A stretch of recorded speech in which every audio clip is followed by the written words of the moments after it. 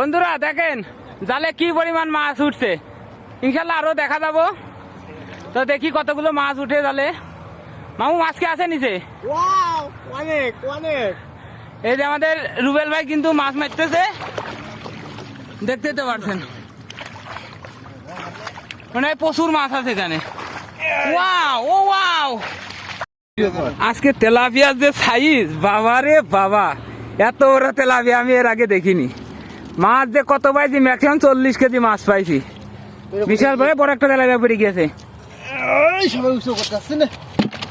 দেখেন মাছ কত, ভিডিও করে তারপর একটা খেপলা দেবো, সেটা ভিডিও করবো।